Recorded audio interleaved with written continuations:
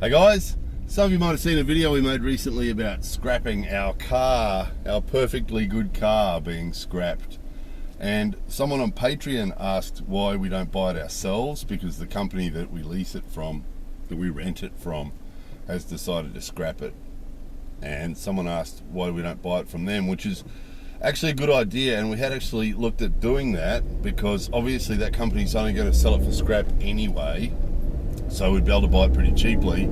The problem we have is that the whole system is geared towards that not being an attractive thing to do, because the sharking gets more expensive as the cars get older. So it's the government registration. The government registration becomes more expensive as the car gets older. So that makes it less, the figure's less doable. The other problem is that getting it repaired becomes more difficult, because getting things repaired in Japan is really difficult. No one seems to be geared towards repair. Everything's geared towards replacement. So actually what triggered that vehicle to be considered for being scrapped was that during a recent inspection they found that there was oil on one of the spark plugs, which could just be a seal. But that was enough for them to go, oh, and they start tilting their heads and sucking through their teeth and going, oh no, oh dear, you know. It could just be a seal, but they don't want to spend the time on it to find out, because as far as they're concerned, it doesn't add up. As far as they're concerned, the car had 170,000 kilometres on it, and it's a few years old, and the sharking's due in August, and it's just not worth spending any time repairing. And that, we come up across that all the time, which meant if we did buy that car, we could buy it very cheaply and then spend a bit of money on the shark end for the next 2 years. It'd be about $1,000 at least, assuming we could get it passed. But then if there was anything like oil on the spark plug or anything else about the car that they found that they didn't like, you have to pay to have that repaired or replaced. And usually it's replaced, and that's what they do. We've actually got a thing going with the place where we get our other car repaired, where when we take it to get repaired or when we take it for the shark end, we ask them to put any parts that they replace back in the car, in the back of the car, in the boot or the trunk or whatever you guys want to call it. And they do. We've asked them to do that. We've said it's just the funny little way that this foreigner has. This foreigner's all worried about knowing what's going on with the car. So, if you wouldn't mind, would you please, any parts that you replace, please put the old part in the back of the car. And they do. And that seems to have helped a little bit, because they know that we're going to be looking at it. So if it's a part that's still not too bad, then we don't really want to see that it's been replaced. Having said that, they recently replaced the battery because it was 4 years old. And there's nothing wrong with it. The battery had not missed a beat. It had been really reliable, nothing wrong with it, holding its charge really well, not a problem at all, but they replaced it. And we went to pick the car up, we replaced the battery. Why'd you replace the battery? Because it was 4 years old. And that is the answer that you get all the time, when they tell you, and this is everything in Japan. When you take something to get repaired, that's the standard answer that you get is, oh no, you've got to get a new one. Why? Because this one's too old.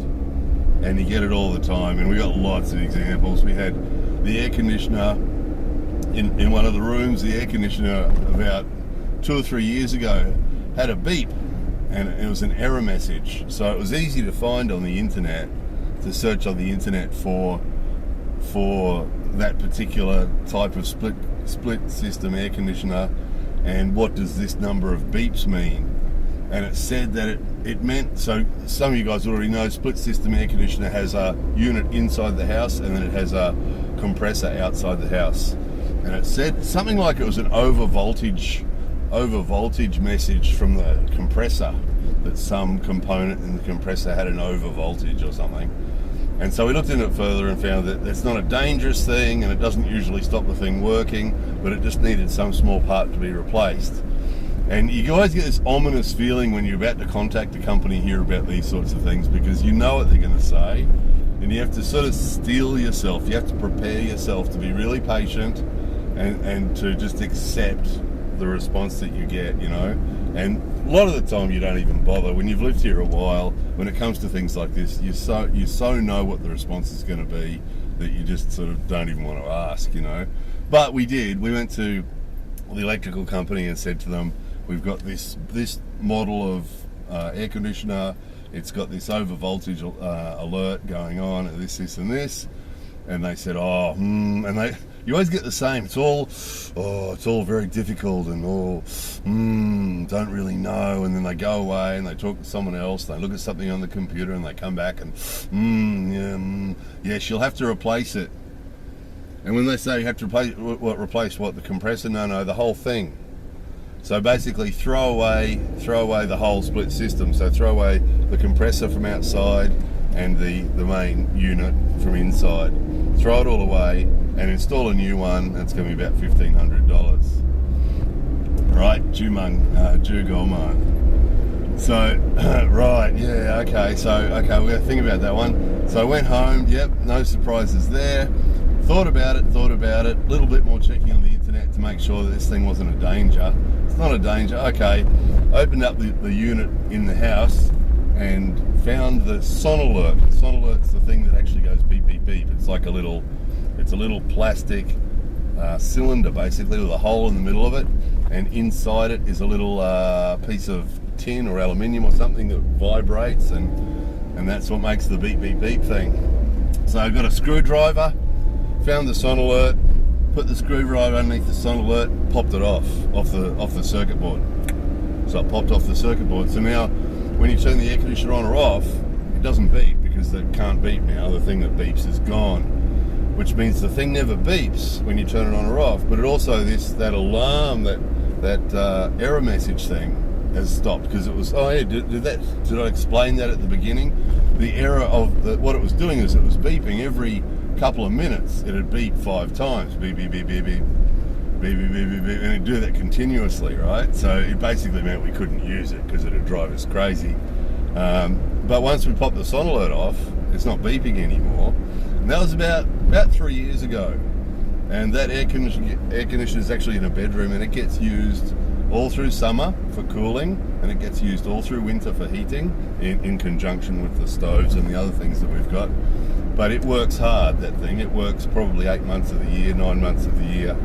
Constantly. That air conditioner hasn't missed a beat, right? So that thing that we're going to throw away, 3 years later, it's still powering on. We had another one, was the printer for the computer wasn't feeding paper, and it'd sit there and go and then it'd come up and say error message, no paper, and it just couldn't catch the paper. So again, took it to the place where it'll say on those shops, it will say repairs, printer sales and repairs, and computer peripherals sales and repairs, in Japanese. So you take it along, okay, well here's a printer, please fix this, and same thing, and they look it up on the computer, and you're gonna have to replace it. You're gonna have to replace it. It's I think it was about 3 years old at that stage, 2 years old, 2 or 3 years old. 2 or 3 years old, yes, you're going to have to replace it because it's 2 or 3 years old, and the cost of repairing it will be more than the cost of a new printer.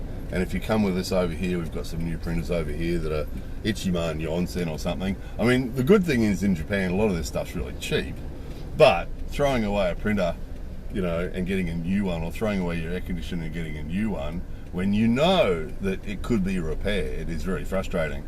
So same thing with the printer. Oh yeah, okay, righto, thanks. That's what we expected. Took it home, and right, okay. Well, if this thing's going to get thrown away anyway, it doesn't really matter what we do to it, does it?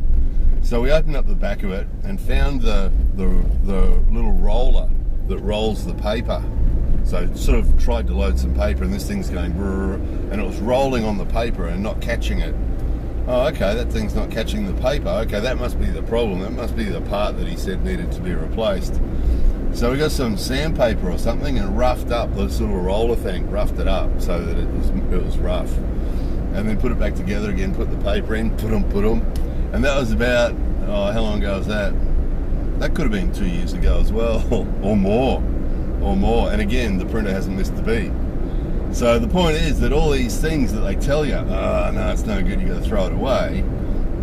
You know. So if you can fix it yourself, then all well and good. But the frustrating thing is, if it's something like the car that you can't fix yourself, there's not much you can do. And that gets really frustrating then. That gets really frustrating when you're trying to get things fixed and they tilt their heads and suck through their teeth and go, no, it's too old, you've got to get a new one. You know, and that's the end of the story. And this is a big, they're not trying to rip you off. It's not that these people and these companies are dishonest. They're not. It's just the standard in Japan that the customers and everybody is geared towards everything being new. You know, someone commented recently, we were talking about the car being trashed, and someone said something about so much for recycling. And that's a really good point, because, you know, Japanese people are quite proud of the fact that the recycling system in Japan is so strict and everybody sticks to it and it's very thorough, and that's all very good.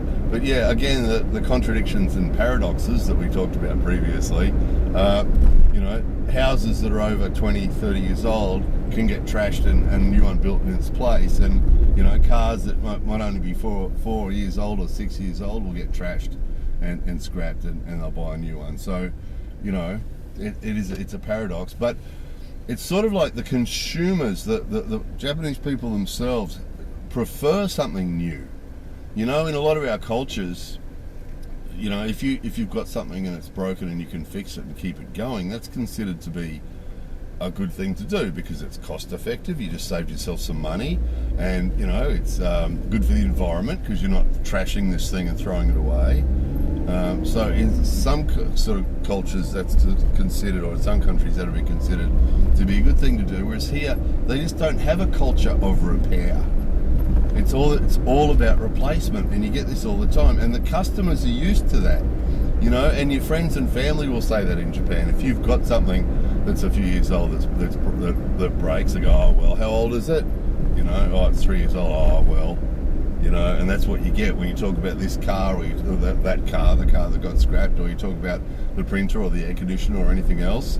That friends and family will just go, oh right, Japanese friends and family will just go, oh, how old is it? Oh yeah, right. Well, you know, you need a new one. And so they're geared for that. And the other thing is that they always see the people from the company, you know, the technician or the electrician or the air conditioning guy or whoever it is, the mechanic, the consumer, the Japanese public, see those guys as being the specialists. They're the sensei, right? And you see this all the time too. When the sensei says, this thing's no good, you need a new one, like, oh, okay. And how much is a new one? Oh, okay. They get a new one. And that's just what they do. So when you combine all these things, the fact that they're used to having everything new, the fact that you know, they consider the technician or the electrician or the guy to be the specialist, and they just accept whatever they say. If they're told that the thing's old and you need a new one, they'll just get a new one. So, because it's not like they don't have the ability to maintain it. You know, there's a temple in Nara that was built by Japanese people 1400 years ago, and it's still there and it's still beautiful. Todaiji Temple. So, you know, they can build things to last and make things to last, but it's just this modern culture is more about just throwing it away and getting another one. And, you know, if you live here, it can be really frustrating. It can drive you crazy sometimes because, you know it's something that's not difficult. And even if it's something you could fix yourself, if you could get the part, they'll just tell you can't get the part. You know, we had a fluorescent light once, and the little condenser or whatever it is was gone. Not the starter, little condenser or something that was in there. It's all we needed. Just took that out. This is no good. And went to the electrical shop. Need one of these? No, don't have one of these. Sorry. Had to buy a whole new fluorescent light fitting, you know, for $80 or $90 or something. And that you know, that's a waste of money. And then you've got the old thing, the big piece of rubbish then that you have to get rid of, you know. And it's just what they do. There's just one more. There's so many examples coming to mind. Some of you might remember about 7 years ago when we renovated the old farmhouse. We got to the kitchen and wanted to put down a new floor in the kitchen. And there was a huge refrigerator in there. And for some strange reason, biggest refrigerator we've ever seen in a Japanese home. It's massive. People who visit our house always go, whoa, how big is your refrigerator? By Western standards, it's not terribly big, but by Japanese standards, it's massive. and but we want to put down another floor, and so the builders come along and tilt, and you always get the same with all these situations. It's always tilting the head, sucking through the teeth. Yeah. Well, what you got to do is you got to throw this refrigerator away because it's old, and you've got to put down a new floor and then buy a smaller refrigerator and have that put in. Now that refrigerator was working okay. We tested it out. There's nothing wrong with it. As it turns out, that was 7 years ago. It's still working perfectly well. Never missed a beat. But his thinking was, just because it's old, and you get that all the time, even if something's perfectly good, nothing wrong with it, it's old, throw it away, and put down a new floor, and then get a smaller refrigerator. So what we would have had to spend at least a couple of $100, probably a lot more, to have that old refrigerator trashed. You got to pay to throw away big things like that, and you got to pay for a truck to get rid of it, and then put down the floor, and then buy a new refrigerator that would be smaller for a couple of $1,000. So the whole exercise would have cost maybe $2,500, and at the end of it, we'd have a smaller refrigerator than the one we already had, right? And that was his plan. And we had lots of that when we were renovating the house. Electricians and carpenters and plumbers and all sorts of people would kept doing that to us. Oh, this is old, you should throw it away. No, we'll keep that. That's fine. Just put it to one side, we'll keep that, just because it's old. And that refrigerator is a classic example. So those of you who saw that video, once that was cleaned up, it was a beautiful thing. It must have been a really expensive refrigerator when the guy bought it. It could have been $6,000-$7,000 possibly. And once we cleaned it up, it was in as new condition. And we get that all the time, and it'll drive you nuts. So for those of you who are just interested in Japan, I mean, this is just sort of an insight into some more Japanese stuff. But anybody who's going to live here for any period of time, you just have to accept this. You just have to accept it. If it's something that you can fix yourself with the parts you can get your hands on, then all well and good. You're ahead. But if you can't get hold of the parts, or you can't fix it yourself, you just got to accept that's what they're going to do. They're going to tilt their head to one side, they're going to suck through their teeth and go, it's old, you need to throw it away and get a new one. And it doesn't matter what you say. If you have any Japanese friends or family, they're going to side with the sensei, right? They're going to side with the electrician or the air conditioning specialist or whoever it is, and they're going to say, oh look, you just have to accept it because it's old, just have to throw it away. And if you fight it and you try and say, oh no, but we need to get parts for it, they'll tell you you can't get the parts, and they'll basically think you're being catchy. Catchy means what do you call that? Miserly. They'll think you're being stingy if you're going on about trying to maintain some old thing, So it is terribly, terribly wasteful. It really is. And you'll see things getting thrown away. Apparently in the big cities like Tokyo and Nagoya and Osaka, there's a lot of foreigners that go around collecting things. When people move apartment, quite often they'll leave perfectly good things, appliances, out on the footpath. Like, refrigerators and washing machines and dryers and all sorts of things like that just get put out on the footpath because people haven't got anywhere to put them or any way to move them. Let's put them out on the footpath and leave them there. And often, almost always, they're in really good working condition, just sort of cast aside. So there are recycle shops, like we've showed you, where people can take things like this too and sell them to the shop, for a minimal amount of money. If they're not too old and they're in good condition, and then someone else might come along and buy them. That does happen. But anything with a small problem, anything with a fault or any sort of thing that doesn't work on it at all, will just get thrown away. Someone will spend money to throw it away, which is a real shame. But anyway, there it is. Not fixing stuff in Japan. More videos coming soon.